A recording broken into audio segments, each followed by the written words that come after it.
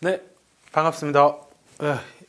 이번 시간에는 한국사 드디어 새로운 단원에 들어갔습니다. 네 번째 단원, 대한민국의 발전 해가지고 이 부분부터는 광복 이후로부터 현재까지의 역사를 다룰 겁니다.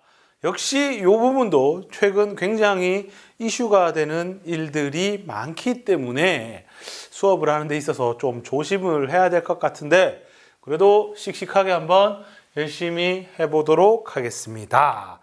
광복이란 말을 씁니다. 우리가 이제 광복이란 말은 광복절이란 말에도 쓰이는 말이고요. 광복이라 하면 이제 다시 빛을 되찾았다 하는 그런 의미가 될 텐데요.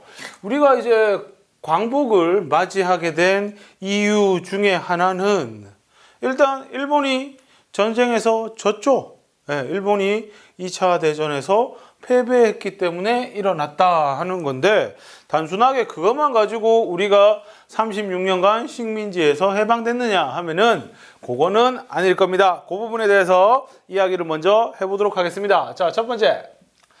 자, 열강.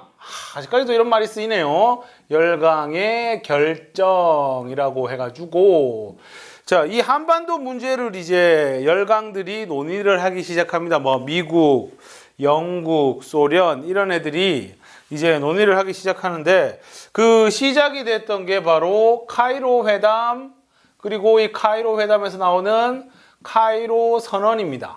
카이로는 이제 이집트에 있는 도시죠. 그죠? 이집트에 있는 요 카이로라는 도시에 미국, 중국, 영국이 만났어요. 미국과 중국과 영국의 대표가 만납니다. 미국의 루즈벨트 대통령, 중국의 장제스, 영국의 처칠 요 세 명이 만나서 카이로에서 모임을 가집니다. 왜 모였느냐? 이때가 이제 1943년 겨울이거든요. 1943년 이때면 이제 전쟁의 분위기가 점점 연합군의 승리, 미국, 영국 이쪽의 승리로 가게 되는 거야. 그러면은 일본의 영토들을 어떻게 처리할 것인가? 전쟁 이후에 일본의 영토들을 어떻게 처리할 것인가에 대한 논의가 나오기 시작합니다. 거기에서 이제 우리 한국 얘기도 나오게 된 거죠. 영국 같은 경우에는요. 얘들은 이제 식민지가 자기들이 가지고 있는 식민지가 많아 놓으니까 일단 한국은 독립시켜주지 말자라고 이야기를 합니다. 왜냐하면 영국 입장을 좀 대변하자면 2차 대전은 1939년부터 45년까지 일어났는데 사실 우리나라가 식민지가 된 건 1910년이잖아요. 그죠? 외국 거 뺏긴 걸로 찾으자면 1905년이 되겠고요.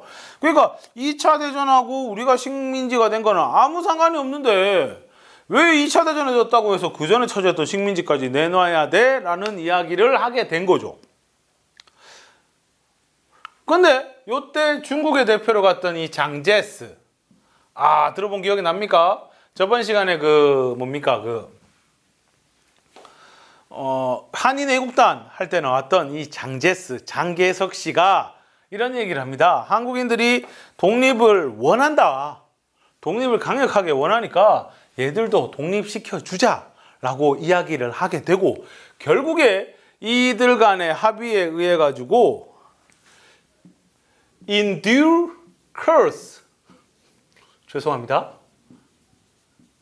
적절한 절차에 의해서 한국도 독립을 시켜주자라는 이야기가 나오게 됩니다.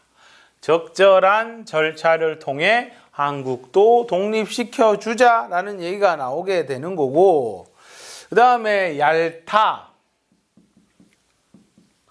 얄타는 러시아의 어디 도시지 싶은데 얄타 회담 그리고 포츠담 회담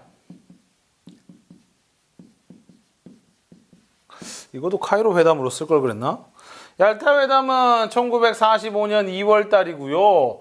포츠담 회담은 1945년 7월 달입니다. 이때는 이제 중국이 빠지고 소련이 모이죠. 미, 영, 소. 요 세 나라의 대표가 모여가지고 회의를 하는데 여기에서도 역시 그 전에 했던 카이로 선언을 확인하게 되죠. In due course, 적절한 절차를 거쳐서 한국을 독립시켜 주자라고 이야기가 나오게 된 거지요.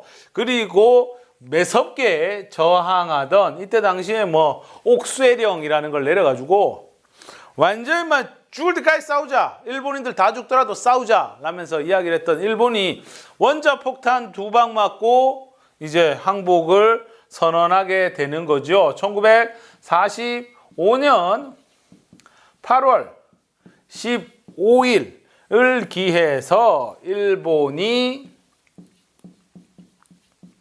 무조건 항복하게 됩니다. 일본의 무조건 항복.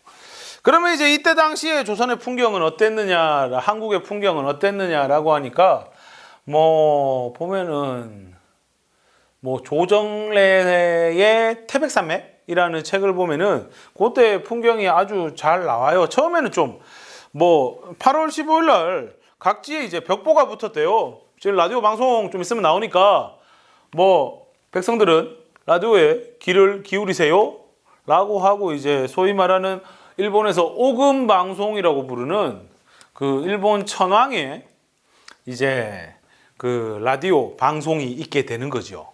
거기에 보면은 이제 일본이 무조건 항복한다라는 이야기가 나왔는데 그때는 잘 몰랐어요. 왜? 뭐 이때 당시 일본말을 뭐 대부분 뭐 유창하진 않더라도 대체로 하고 듣고 이런 데는 문제가 없었지만 천황의 말이라는 게 그 일반적인 일본말하고 좀 달라요. 예, 되게 오래된 고어기도 하고 잘 안 쓰는 단어도 있고 이래 놓으니까 처음에는 이거 뭐라고 떠드는 거고 라고 했는데 나중에 이제 시간이 점점 지나고 그리고 뭐 그 다음 날쯤 되면 이제 서대문 형무소 각 형무소에 갇혀 있던 우리 독립운동가들 정치범들이 다 풀려나거든요.